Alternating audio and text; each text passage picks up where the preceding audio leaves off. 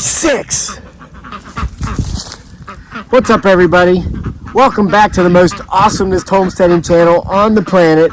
It typically doesn't have anything whatsoever to do with homesteading off the grid. I hope you can hear me in today's video over my spoiled chickens and ducks who desperately want out right now. They've not gotten their hour and a half to 2 hours worth of playtime today because it has been blistery, windy, actually hit freezing temperatures today for the first time this year. Have a fire burning in the wood stove for the first time this year. It's been a relatively warm, unseasonably warm fall, but it was cold today, so we finally got the wood stove going. But the stories must go on, right?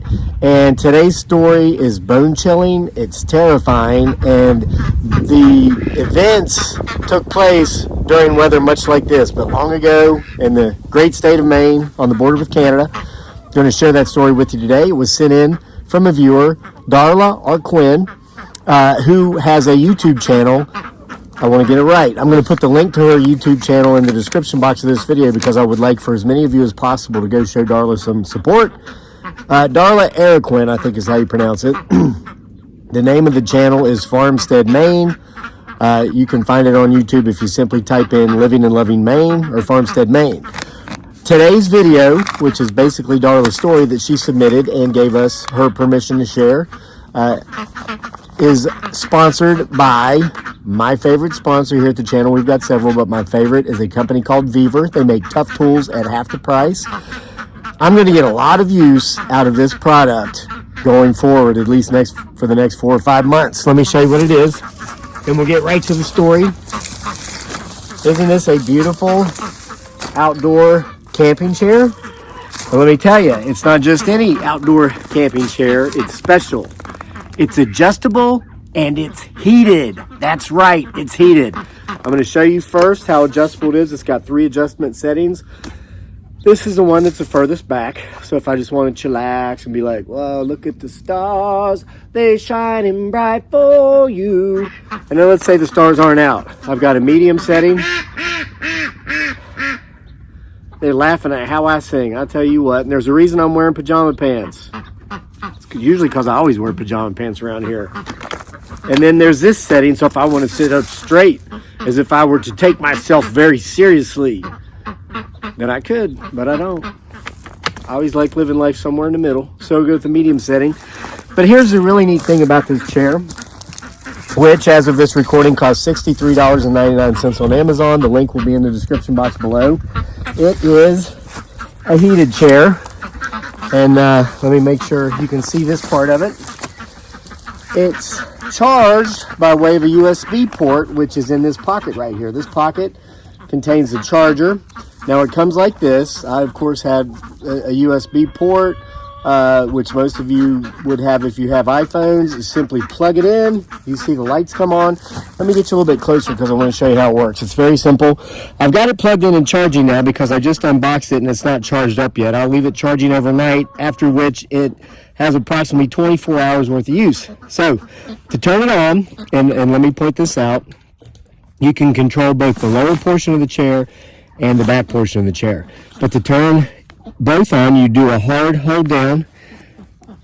Hold it down for like 2 seconds. You see it comes on red. And I'm going to turn on the bottom. Hold it down until it comes on. It's red. So it's got 3 settings. Red is the highest.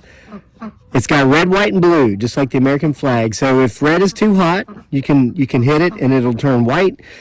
The settings do not have to be set at the same setting for both, but you can have them such. And then if you want just low heat, because it's, say, a pretty mild day, hit it one more time, turn it blue, and that's low. So red is high, white is medium, blue is low. And then to turn it off, you do a long hold, just as you did when you turned it on, and it goes off. So now you see it's off. But since it is a very cold day, I think it's 38 degrees right now here in Central Virginia, I'm going to turn it on, keep it on high on both settings, so the light is red. So I will be as comfortable as possible while telling this story. And that's why I wore the pajama pants instead of putting on something even warmer. I wanted to make sure I could feel the chair, the amount of heat it puts off, and I'm going to keep you updated to how well it's doing, if I'm warm or not, as I sit out here and share Darla's story with you. So, Darla, thanks for sitting in your story. If you have a story, this is a Bigfoot Sasquatch story. And Darla, not only is it being shared here on the channel, it's also going to go into Bigfoot Sasquatch Files Volume 16. Yes, after a 3.5-year wait. And yes, I see that thing behind me. That's exactly what Get My 6 means. Keep your eyes on it, see if it moves. Timestamp it for others, okay? I can't look at it directly, or it's part of my potential Bigfoot Sasquatch investigation techniques. These things can tell when they're being stared at. So you got to look at it through your side of the screen and timestamp it for others. But yeah, Volume 16, after a 3.5-year hiatus, the stories are returning because we've had several sent in. I've had some really cool newer experiences in the last 3.5 years, but the show must go on. So if you have a Bigfoot Sasquatch story or anything pertaining to the paranormal, supernatural, UFOs, alien abductions, cryptids, etc., guys, you're not getting out. Stop. That you would like me to share with the viewers, and that you would like to have submitted in one of these volumes, either Bigfoot Sasquatch Files or the True Hauntings series, you can send it to the channel. Our email is crazylake@mail.com. That's crazylake@mail.com. All lowercase. You must give us permission to share your story, or we won't. Now, to Darla's story. And once again, I can no longer act like I don't need these to read, because I do. Wow, now it's gone. How creepy is that? All right. And no, I don't need glasses. I got them. Hi, Kevin. Should you choose, you have permission to use all or any or all of this story. Warm regards, Darla. My parents were German immigrants. They had changed their names and were no-nonsense, hard-working, salt-of-the-earth, good people. And FYI, I can feel the heat on my butt and my upper legs right now. This chair really does work. This is high-quality product, like every Viver product I've ever had. Okay, my older brother was 15 at the time. He was quite like my parents, and I was almost 7. That's the time that this story took place. We were living on the border of Maine and Canada. The winters would be considered brutal for some, but it was what we meticulously prepared for year after year. So it was quite usual and comfortable to me. The few years I remember in that 2-room cabin, I do recall the barn animals having bigger and better living quarters than ours, and our woodshed was certainly bigger than our cabin as well.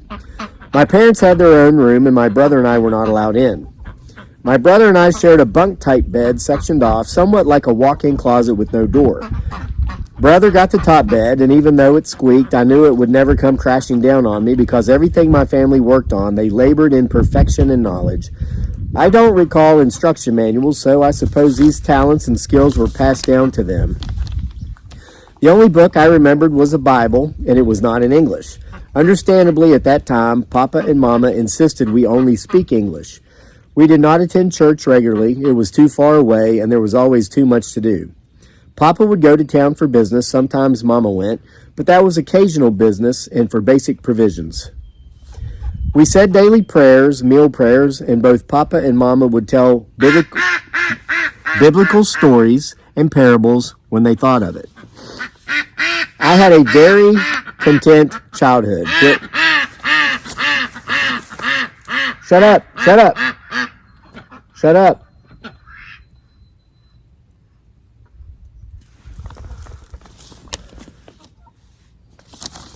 I had a very content childhood filled with wonders that accompanied every new season in a child's life, who was surrounded by nature, animals, and only 3 very trusted, caring family members.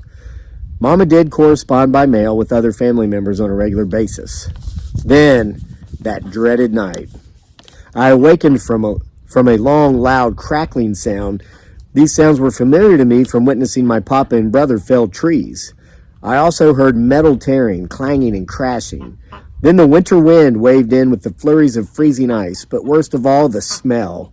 The foul scent of feces, sweat, bad breath, rotten meat, skunk, all combined.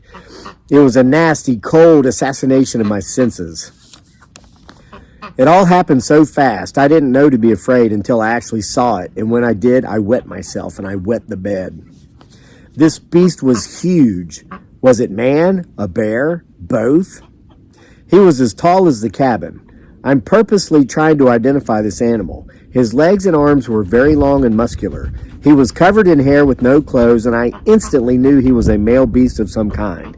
He turned towards Mama's stove. I saw he had a long crack in his behind, and it was matted with thick debris. Next, I saw my brother's legs over the side of the bunk. However, before he could jump down, the beast had swiftly turned and got a hold of my brother, flinging him against my parents' bedroom door.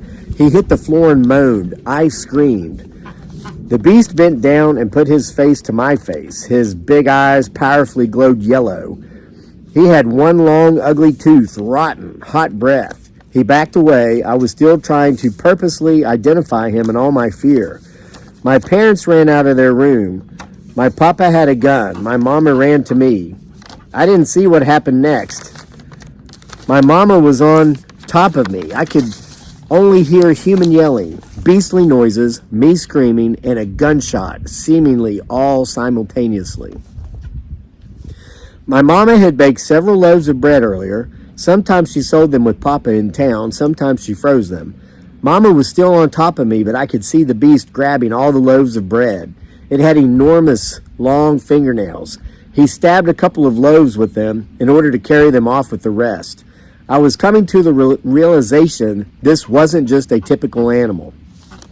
Everything had happened so swiftly. The beast left with most of the bread. It was eerily silent for about a minute. Only loud wind and icy snow hitting my face made me cry out, "Mama is bleeding on me!" Papa and brother ran over to me. We buried Mama that morning.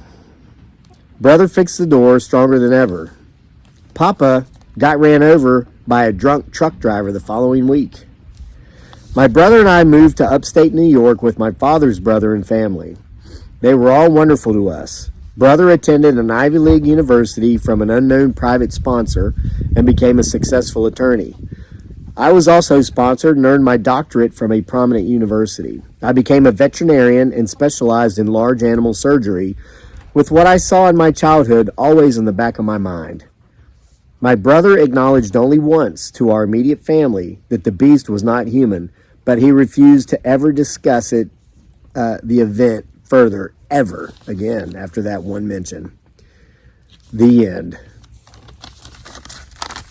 So there you have it, folks. Darla's story. Darla, again, I want to thank you for sending that in. And folks, show Darla some love and support. Go over to her YouTube channel. It's Farmstead, Maine. Farmstead, Maine, at Loving and Living Maine. And I'm going to put that link in the description box below, as well as the link for this really awesome Beaver chair, which is multiple reclining settings and heated. And my butt is actually very toasty right now. And I'm sure if I wasn't wearing a coat, a pullover, and a t-shirt, I actually can still feel it from the back portion coming through all this stuff. So the heated chair does work. Again, I think $63.99 as of this recording. The link will be in the description box below as well. Now be patient with me. I tell you, got a lot going on, but we are finalizing stories and doing final edits, which I've been doing for 2 months, for Bigfoot Sasquatch Files Volume 16. Yes, after a 3.5 year hiatus and a freaking flipping confusing mess with a streaming service online that wanted to take that and turn it into a series, but I refused to give up the creative rights to it and didn't want them to hijack my work and our work, because many of the stories were sent in from viewers like you, perhaps you. They wanted to Hollywoodize it and make all the hero whatever. But it's coming, folks. So thanks for being here with me for another video from the most awesomest homesteading channel on the entire internet in the whole universe that typically doesn't have anything to do with homesteading. Man, those birds, I tell you, man, I bring out my big boy voice and tell them to shut up, and they listen, don't they? Should have done that earlier. Homesteading off the grid. See you for more next time. In parting, I'll let you see how good this chair looks. It's a good looking chair, isn't it?